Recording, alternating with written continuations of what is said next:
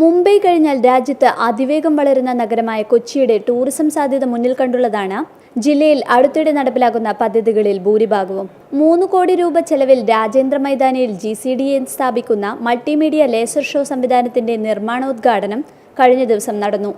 6 മാസം കൊണ്ട് laser show നടത്താനാണ് തീരുമാനം.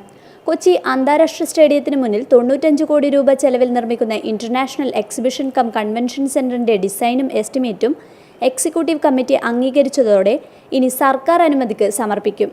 70 കോടി രൂപ ചെലവിൽ അക്വേറിയവും 65 കോടി രൂപ ചെലവിൽ കേബിൾ കാർ പദ്ധതിയും നടപ്പിലാക്കുന്നതോടെ കൊച്ചി വിനോദസഞ്ചാരികളുടെ കേന്ദ്രമായി മാറുമെന്നാണ് പ്രതീക്ഷ. എന്നാൽ സ്വാതന്ത്ര്യ സമരത്തിന്റെയും മറ്റു ചരിത്ര മുഹൂർത്തങ്ങൾക്കും സാക്ഷിയായ രാജേന്ദ്ര മൈതാനം വികസനത്തിന്റെ പേരിൽ അടച്ചിടുന്നതിനെതിരെ പ്രതിഷേധം ശക്തമാണ്. GCDAയുടെ ഉടമസ്ഥതയിൽ ഏക്കർ കണക്കിന് സ്ഥലം നിലവിലുള്ളപ്പോഴാണ് മൈതാനം പൊളിച്ചു പണിയുന്നതെന്നാണ് ആക്ഷേപം. മൈതാനം പൂർവ്വസ്ഥിതിയിൽ സംരക്ഷിക്കണമെന്നാവശ്യപ്പെട്ട് മഹാരാജാസ് കോളേജിലെ പൂർവ്വ വിദ്യാർത്ഥി കൂട്ടായ്മയുൾപ്പെടെ പല സംഘടനകളും രംഗത്ത് വന്നിട്ടുണ്ട്.